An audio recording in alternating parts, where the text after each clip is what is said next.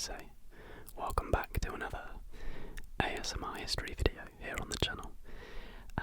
We're finally back with the history videos, but today this one's a little bit different. As you all know, our usual history videos, we have the nice flowing timeline and the key breakdown of facts and events, etc, etc, etc. But today we're going to be learning about an event at the same time. Now, this event was requested by a few of you, and I personally had never ever heard of this event before. Frankly, when I read the comment the first time, I thought it was a joke. But having googled it, it is not a joke. It is a real event / war, not proper war, but we'll get into that.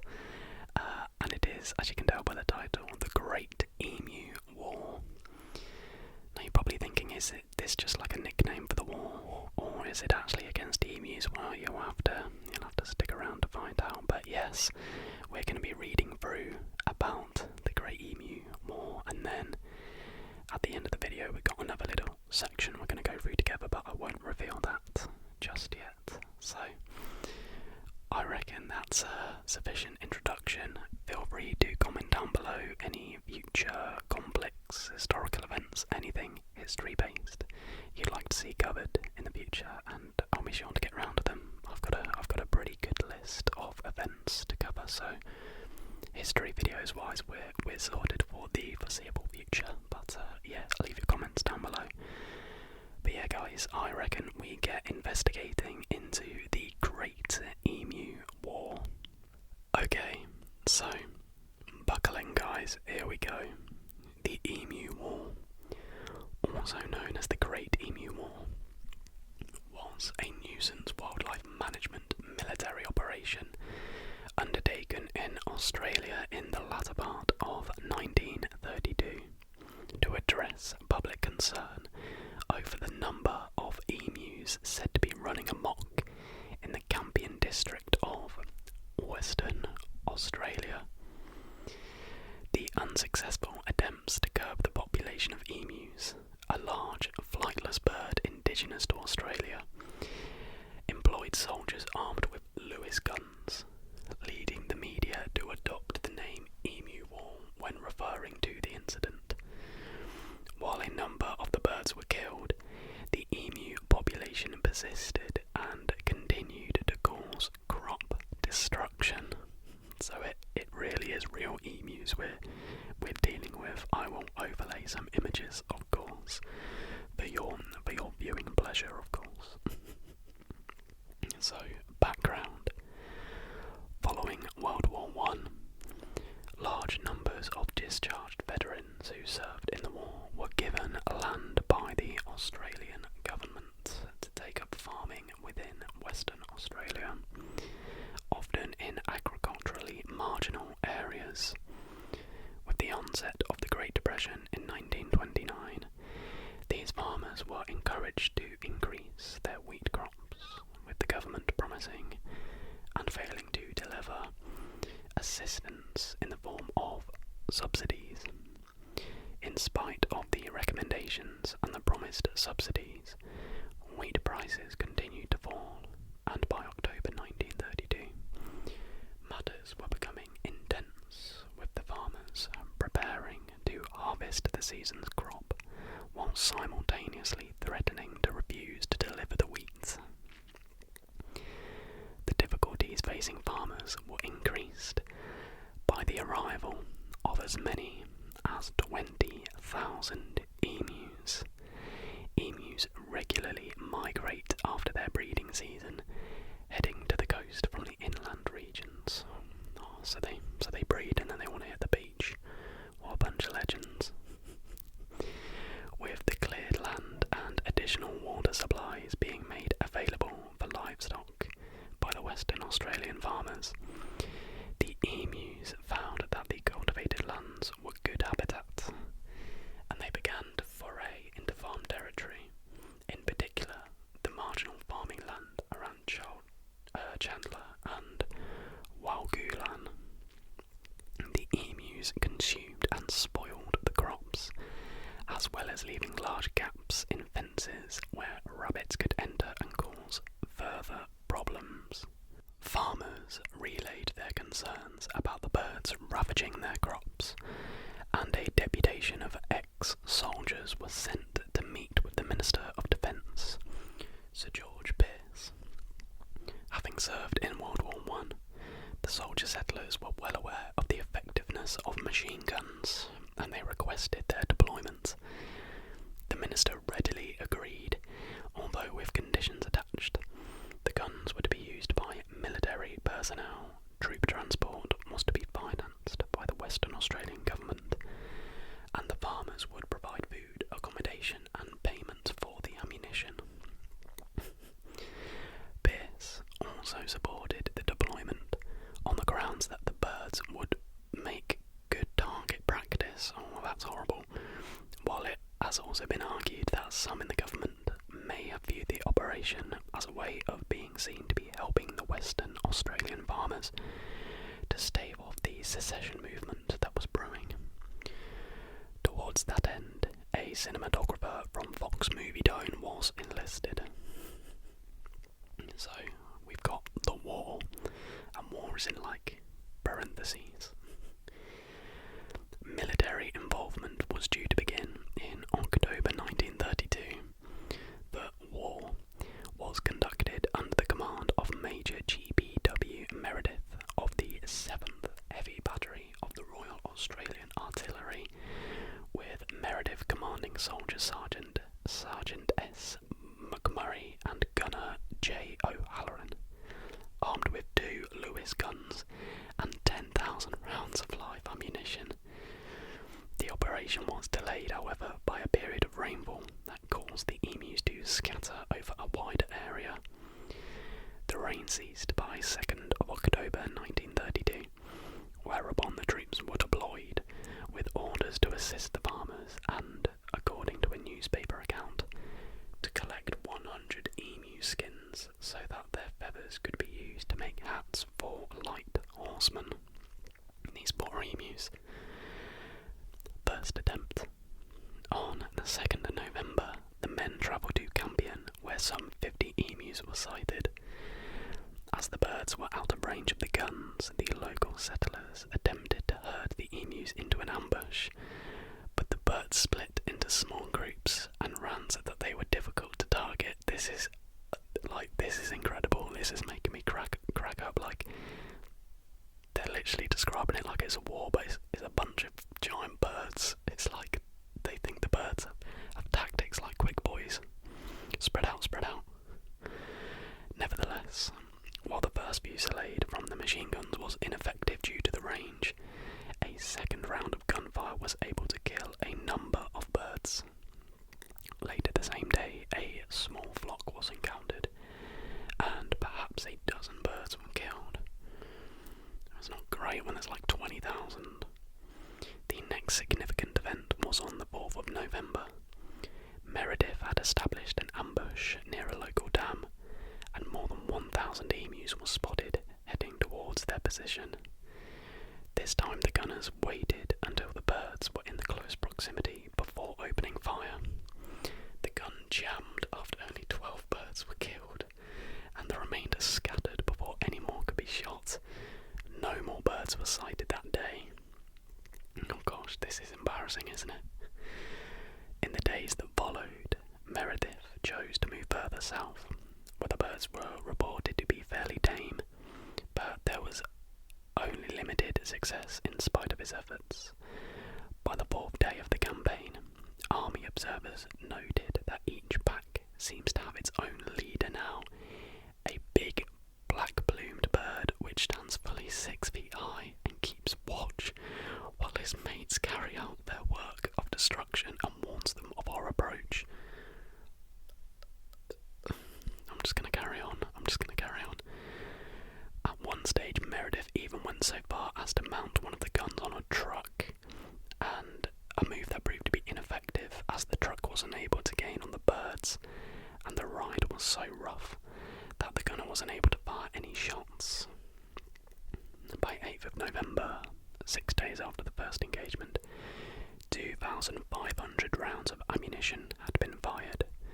The number of birds killed is uncertain. One account estimates that it was 50 birds, but other accounts range from 200 to 500, the latter figure being provided by the settlers. Meredith's official report noted that his men had suffered no casualties. Well, I'd bloody hope they didn't. You're against some birds with machine guns. Honestly, the way the story is going, I wouldn't be surprised if Meredith claims that the emus learned how to use these machine guns and started fighting back. Anyways, on the 8th of November, members in the Australian House of Representatives discussed the operation. Following the negative coverage of the events in the local media, that included claims that only a few emus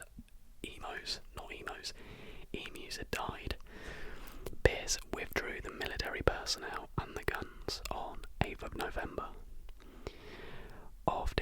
After the withdrawal, Major Meredith compared the emus to Zulus and commented on the striking manoeuvrability of the emus even while badly wounded. Oh, this guy's masculinity was definitely took a hit, didn't it? And he was like, oh, they're really good at dodging, they're like Zulus. So good. Well, next we have the second attempt. That's come to mind. It's just like that bit in between. It's like, oh, there's a plan B, is there? Oh, great, because plan A was such a roaring success. After the withdrawal of the military, the emu attacks on crops continued. Farmers again asked for support, citing the hot weather and drought that brought emus invading farms in the thousands.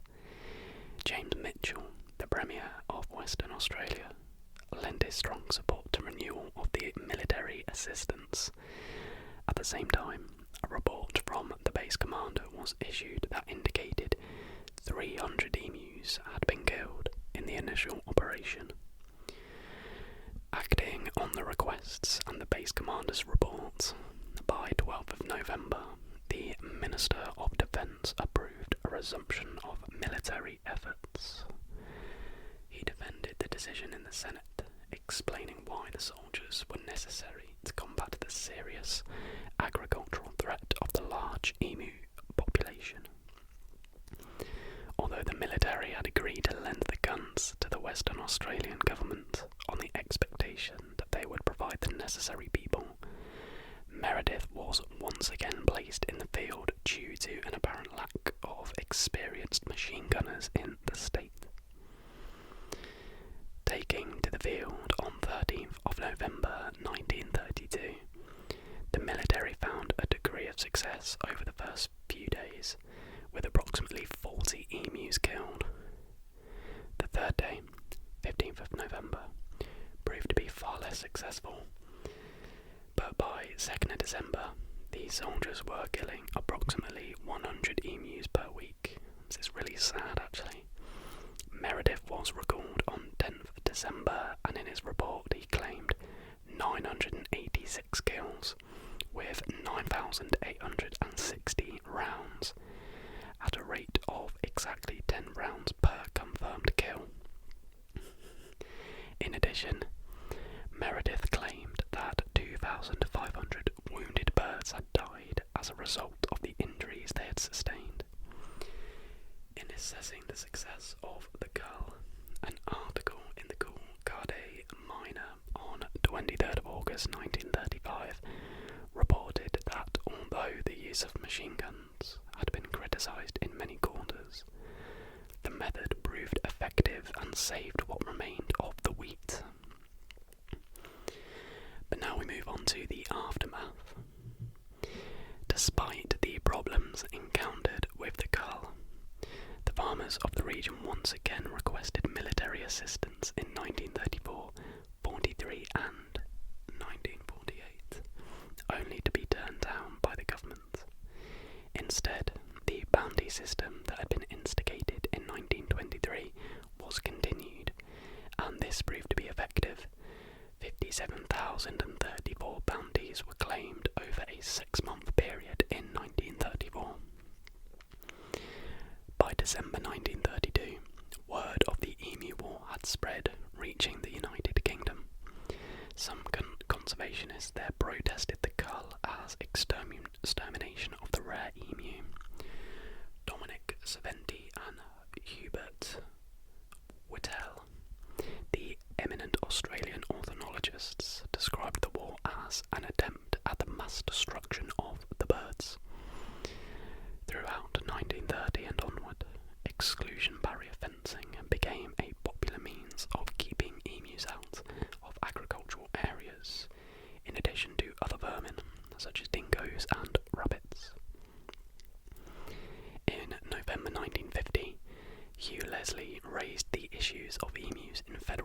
violence and urged Army Minister Josiah Francis to release a quantity of .303 ammunition from the army for use of farmers. The minister approved the release of 500,000 rounds of ammunition. Well, there you go. And the great EMU war continues now. In this section it says legacy. It says in recent years references to the EMU war have been a popular internet meme. So I figured let's search EMU war meme and we'll throw them up on screen and we will react to them together. Maybe not the most relaxing thing, but I like to think these videos are entertaining as well as relaxing, so let's have a look. So, this one. Who would win? Whole Australian army. Some fast boys. I find it so horrible that they were getting slaughtered, but it was making me crack up listening to Meredith describing how they were evasive and the tactics. They nominated a leader to be lookout. And, oh, so funny. Who would win? The Commonwealth of Australia or some weird bird tribble? I don't know. Oh gosh. Another one similar to that. Who would win in a fight? Battle-hardened veterans from one of the bloodiest wars in history, or some weird bird. So good. When people say the 300,000 people attacking Area 51 have no chance because the security has superior firepower. Laughs in EMU. Oh, that is so good. This is a good one. We will accept no less than unconditional surrender. Please have a seat at the negotiation table, General. That's literally probably what Meredith thought was what's going on. This one just says the Great EMU War, or how Australia lost a war against birds. That's good. Emus in most of the world's textbooks, and emus in Australian textbooks. That's really good. Oh dear. Greatest military leaders in history. I mean, just look at that. Who comes up with these? Oh, they're brilliant. There are many more, and I implore you to go and have a look. But I thoroughly enjoyed reading about that. Like I said, it was an area of history I knew absolutely nothing about, so always happy to learn something new, especially when it's something that funny and intriguing. But I really hope you did enjoy this video. I hope you found it entertaining as well as relaxing, of course. Leave your suggestions for future events, dates, periods, etc. down below, and we'll be sure to cover them. Next week will be obviously the last round of videos before Christmas, so on Monday and Thursday there will be 2 Christmas themed videos, so you'll have to wait and see what they are. And then there may be 1 video before the end of the new year, maybe 2, but we'll see how we go. And then there'll probably be a little bit of a break in content, just like a week or 2, and then we'll be ready to smash it in 2022. So thank you so much guys for watching this video. If you did enjoy it, please do leave a like and subscribe.